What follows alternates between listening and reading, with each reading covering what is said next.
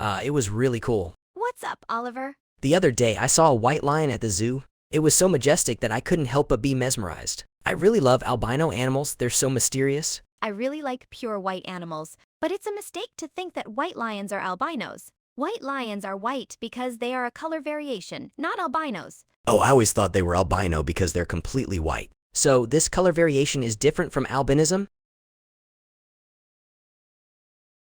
There is a clear distinction between the two. Albinos have naturally white bodies, whereas white variants intentionally have white bodies due to their genetic programming. Oh, that sounds interesting, now that I think about it. I don't really know much about albinos. Could you please explain it in more detail? I got it. So, this time, we're going to explain about albinos and white variations. First, let me explain what albinos are. Albinism is a genetic disorder called congenital hypopigmentation. To put it in simpler terms, it's a disease that occurs naturally with a certain probability at birth. Yes. Normally, living organisms have the ability to produce a pigment called melanin, but individuals with albinism are born with a defect in the melanin production function. By the way, apart from the ability to produce melanin, animals with albinism are essentially no different from animals without it. I see. Now I understand why animals with albinism appear white. It's because they can't properly produce melanin, the pigment responsible for color. I wonder if the reason why white variants are white is also due to the absence of melanin? Ah, that's correct. However, there is a difference between white variants and albinos. White variants intentionally do not produce melanin, unlike albinos who are not well due to their lack of melanin production. Oh, I see. Melanin is a pigment that is present in various parts of the body, such as the skin, hair, and eyes. Typically, animals don't have pure white appearances. The presence of color is primarily due to melanin. By the way, we often hear the word melanin in relation to cosmetics in our daily lives. When our skin darkens or develops spots due to sun exposure, it's because of melanin. Products labeled with whitening are generally made with the intention of targeting melanin. Oh, really? It seems like albino people might find it more convenient because they don't develop spots like the average person. It's a bit envy-inducing that their skin doesn't darken without having to apply sunscreen. Indeed, when it comes to appearance, albinos may seem to have noticeable advantages, but in reality, it's a disease with significant drawbacks. People with albinism cannot produce enough melanin, which means their skin is less likely to darken from sun exposure. The truth is, they have to be extra cautious. Is that so? Yes, melanin is often portrayed as the villain, but it's actually an important substance for protecting our bodies. Melanin is naturally produced to absorb UV rays on the surface of our bodies and shield us from the harmful effects of the sun. I wonder if UV rays are really that harmful to our bodies. Oh yes, while we don't often think about it in our daily lives, UV rays can actually be quite dangerous and cause significant damage to our bodies. In fact, people with albinism who lack melanin face various health risks because of it. I wonder what kind of health risks there are. Also, ultraviolet rays can reach deep into the body, making it easier for DNA damage to occur. The probability of getting skin cancer significantly increases. Generally, Caucasians have less melanin, which means they take direct damage from ultraviolet rays.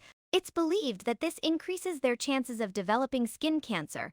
But it seems that people with albinism have an even higher risk of skin cancer, even compared to Caucasians. As for the probability of getting skin cancer, there's a lot of information out there, so we don't have a clear number. But compared to the majority of Japanese people who belong to the yellow race, it's certain that they have a higher risk of developing skin cancer. The reason why sun protection is more important for people with albinism than for us is because the effects of ultraviolet rays on their health are significantly greater. Just being exposed to sunlight could cause them to get sunburns or even increase their chances of getting skin cancer. It seems like even a simple outing could be quite challenging. I think so. Even for everyday activities like going grocery shopping at the supermarket, it seems we have to be meticulous about protecting ourselves from UV rays. And it's tough for people with albinism too, as they are more prone to vision impairments. It's a challenging aspect, isn't it? Melanin protects not only the skin but also the eyes. The eyes have a part called the iris that uses the characteristic of absorbing melanin's light to protect the eyes. People with albinism can't produce melanin, so the iris doesn't function properly. What is the iris? The iris is basically the colored part of the eye. The part of the eye that has color, other than the pupil and sclera, is called the iris. I see. The iris is responsible for regulating the amount of light entering the pupil. It's like the aperture of a camera. You may have heard this famous fact before, but when you're in a bright place versus a dark place, the iris is responsible for adjusting the size of the pupil. When it's dark, like when the sun sets or in a shady area, the iris contracts and enlarges the pupil to take in more light and accurately perceive the surroundings.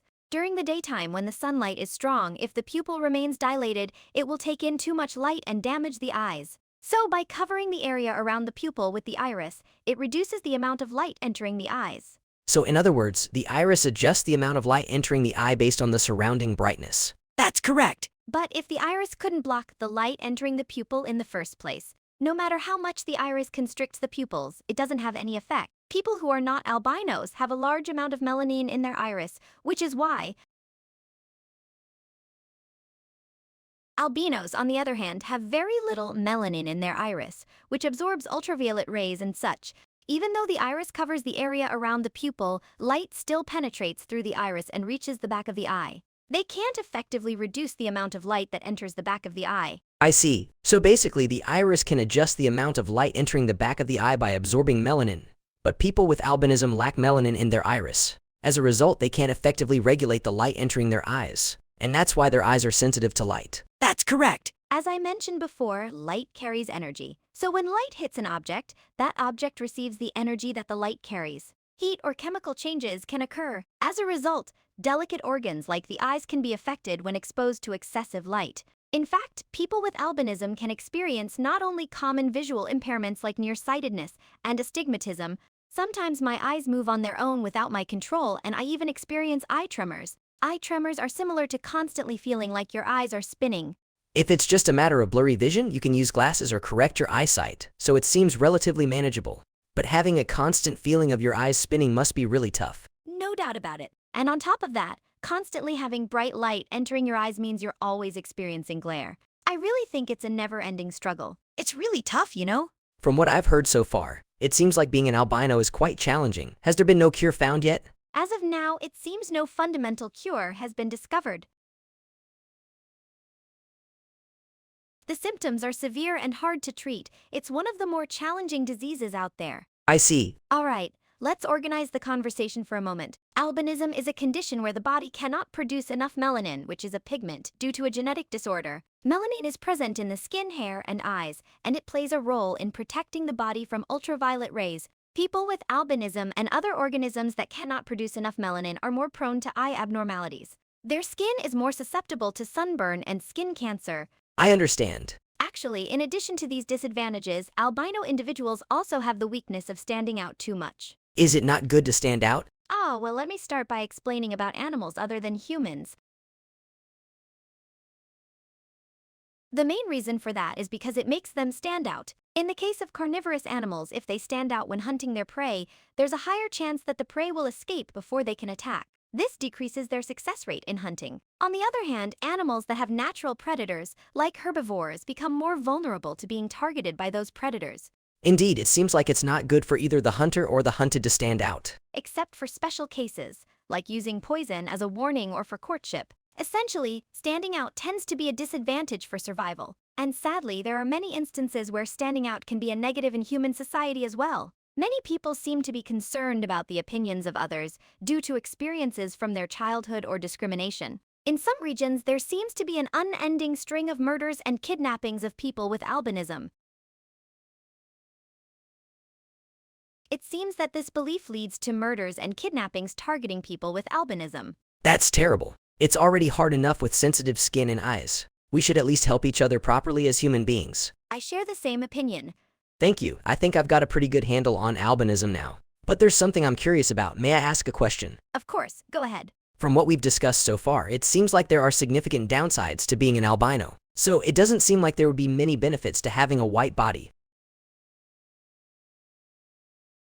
Have this coloration due to their genetic programming. So why would animals with leucism intentionally have white bodies? That's a great question, Oliver. This is actually a very important concept to consider when thinking about the characteristics of living organisms. The characteristics that organisms possess are usually advantageous for their survival, or the remnants of characteristics that were once advantageous are likely to have been passed down to modern organisms through inheritance. Generally, the characteristics of living organisms have been refined and acquired through a long process of evolution. So even seemingly useless traits are actually useful or were useful in the past, for the most part. I see. And there was a time when having a white body was advantageous for animals with white variations. That characteristic has been passed down to modern times.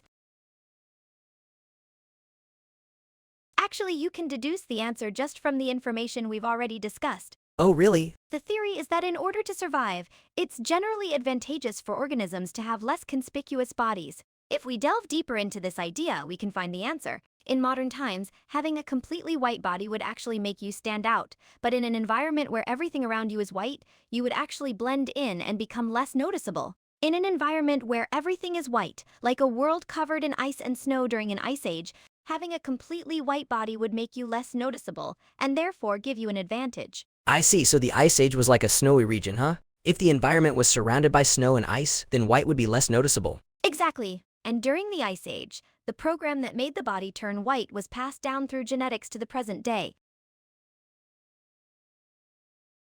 Well, in modern times, having a white body makes you stand out, so there are fewer white variant animals. So, the program that was useful during the Ice Age to turn the body white is now working in the modern age, leading to what we call the albinism mutation. But from what we've discussed so far, it seems like the drawbacks of not having melanin outweigh the benefits of not standing out. That's a valid question. I think Oliver probably believes that the risks of albinism and the risks of white variants are the same, but actually the risk that white variants carry is smaller than the risk carried by albinos. Oh, really? Why is the risk smaller for white variants? Albino animals are unable to produce melanin effectively. Yao suruni arubino tawai, Baibianzong hamarainin wazuo runing lai hamotsutai runda. Baibianzong hamulita sabu fen demaranin wazuo tsutine kara. Arubanoton zioni jian habai kujian irukido. Via yao nabufen. Sumarumu no honkai di hamaranin wazuo tsutarunda. This means that it can regulate the amount of light that enters the eye. Unlike albinos, there is less concern about abnormalities in the eyes. I see, I think I'm starting to understand. That's right, albinos don't have melanin in their irises, which causes excessive light to enter the back of their eyes. As a result, the damage to the eyes is significant and abnormalities in vision are more likely to occur. Thinking about it, white variants that can produce melanin in the iris seem to have fewer concerns about eye abnormalities. That's correct. To summarize, there are two main reasons why the white variant changes its body color to white. The second reason is that unlike albinos, they have fewer concerns about abnormal eye conditions. I see, that makes sense. By the way, if you want to distinguish between albinos and white mutants, just look at their eyes. Basically, animals with red eyes are albino, and those without red eyes are white variations. In fact, the eyes of a white albino snake are red, while the eyes of a white variation white lion are blue. Well, there are exceptions like some organisms, including humans, where even if they're albino, their eyes don't turn red. Oh, so does that mean white rabbits are albino? I remember their eyes being red. Yeah, that's right. It might be surprising because we usually associate albino with something rare, but white rabbits are indeed albino. Wow, I had no idea. Yeah, that's true. By the way, did you know that there are animals that are the opposite of albinos and have a completely black appearance? Albinos and white variations have less or no melanin on the surface of their bodies, which is why they appear white. On the other hand, there are some animals that become completely black because of an excessive production of melanin. This phenomenon is called melanism. I think this is the first time I've heard of melanism. Well, it's not as well known as albinism. Melanism, like albinism, is primarily attributed to a glitch caused by a genetic mutation. Due to copyright issues, we can't show pictures of animals with melanism, but it's quite beautiful. If you're interested, I think you'd find it fascinating to look it up online.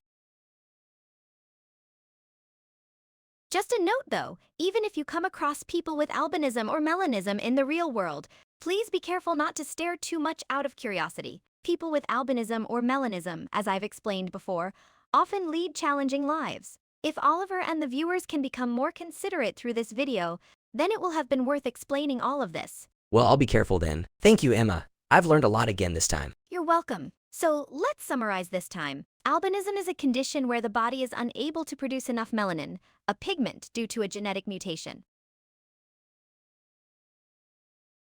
Unlike albinos, this term refers to animals that have become white due to the workings of their genes. Albinos often get attention for their striking appearance, but in reality, there are two major disadvantages to being an albino. One is the inability to produce melanin, which plays a role in protecting the body from UV rays. This increases the risk of eye disorders and skin cancer. Another disadvantage is that it makes a person stand out too much. When you stand out, you become more vulnerable to natural enemies and more likely to lose your prey. Even in human society, having a different appearance from those around you can become the cause of insecurities. In some areas, it can even become the catalyst for murder or kidnapping. I understand. That's all for this time.